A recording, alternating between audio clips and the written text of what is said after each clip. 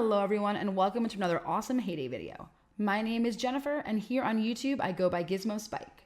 In this video I would like to talk about the Mystery Bunny Derby. But before I get started, please make sure you hit that beautiful red subscribe button so you don't miss out on videos like this in the future. The Mystery Bunny Derby is actually combining two derbies into one.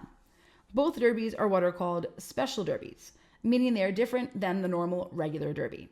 In the Mystery Derby, you are presented with purple question marks that appear on the board alongside normal tasks. All mystery tasks are worth 400 points, but the catch is that you don't know what the task is until after you take it.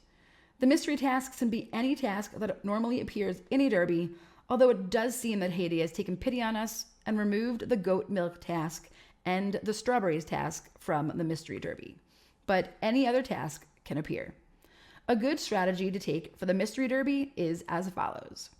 Do not plant any long-term crops on your fields.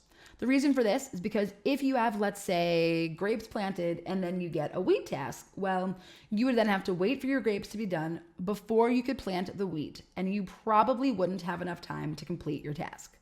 So it might seem like a waste, but the best thing to do during this derby would be to either keep your fields empty or only plant short-term crops. Next, I would recommend waiting to collect from your farm animals unless you absolutely need something. Bacon tasks do appear as mystery tasks, and it would be super unpleasant to have to wait up to 4 hours to do your first collection. I would also suggest temporarily changing Rose's settings if you have her activated. And I would change her to either keep extra feed and do not feed all animals, or no extra feed and only make feed when needed. Just remember to change the settings back to feed all animals when your derby is over. Next, I'd make sure you don't have nets, lobster traps, or duck traps set in your fishing area, and that you make sure you have plenty of lures on hand in case you get a fishing task. I would also make sure to go over to your town as soon as possible and make sure that everyone over there has been fully served and that you are at your town hall max capacity. Town tasks seem to show up a lot as mystery tasks, and it makes it super easy to finish one of those tasks if your town is already fully served and just waiting to be collected from. The hardest part of this derby is probably the production tasks, as you never ever know what you might get. Some people like to stack their machines, meaning that they produce items beforehand and then let them sit on the floor in front of the machine, ready to be collected. Stacking is really a very personal preference. I have done it, and I do sometimes stack for the Mystery Derby, but as one machine makes multiple items and you never know what task you might get, well, it's all a bunch of guesswork. Stacking doesn't hurt, but it's very possible that you can make 21 woolly hats and then get a task that requires you to make blue sweaters. So I cannot stress this enough. Do not fill your machines and then go take a task. The most important thing during this derby is that there should be nothing running in your machines unless it's something very quick to produce. I see it all the time that someone throws 9 apple juice in their juice maker and then they get a task that requires them to make cherry juice. The task would expire before you were able to complete it. So stacking is fine, but don't keep your machines full and running during this derby. I know it seems so counterintuitive to how we should play the game, which is that we should have stuff running in the machines at all times, but not during this derby. I mean, it's fine to do before you go to sleep, but not during the day when you're playing. You also want to keep any trees or bushes that need reviving to help out your neighbors when they get a help task, as help tasks usually show up quite a bit. So all of these trees here are ready and waiting, and I actually do have a help task myself right now. I'd also make sure to stock up on mining tools as well, because you'll probably get at least one of those tasks and your neighbors might need some help as well. Last but not least, I highly recommend you not take a task right before going to bed. I can't tell you how many times I've seen someone get a corn task or eggs task right before going to sleep, which obviously will expire before they wake up. So only take one if you're willing to lose some sleep. Now, I think that covers the Mystery Derby fairly well. So now on to the Bunny Derby part of the derby.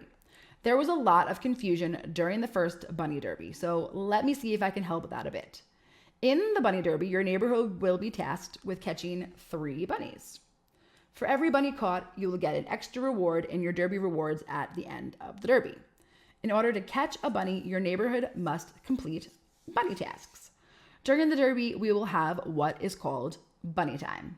There is a counter that appears on the top of the derby board that says next bunny time in, and then it will show a time. So as you can see here on my derby board, mine says next bunny time in 1 hour and 21 minutes.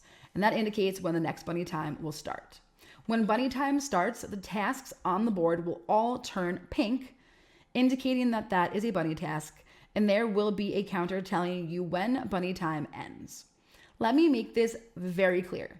You only have to take a pink task during bunny time, but you do not have to complete it.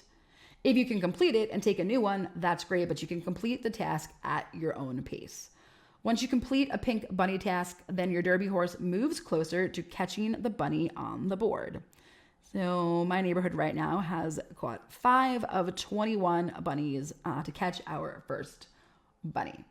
And then once you catch the bunny, then you get that extra reward at the end of the derby. And that's it. The Mystery Derby is still my favorite derby to this day, and I am super excited to play it in conjunction with the Bunny Derby. My neighborhood will have a specific strategy with this derby in that we will try and only take bunny time tasks so that we can catch all of the bunnies. It does make it a little bit more difficult that way, but I'm always up for a challenge. So if you kind of look down here on my board, the majority of us, or about half of us, have taken pink tasks on here. I hope this video helped explain the Mystery Derby and the Bunny Derby for you. Let me know in the comments below if you like these derbies or if you prefer the regular ones. And remember, if you're not subscribed to my channel, that it is free to subscribe to a channel on YouTube, but it will make me very, very happy. So hit that beautiful red subscribe button. Thanks so much for watching. Happy farming. Weeding is life. Peace.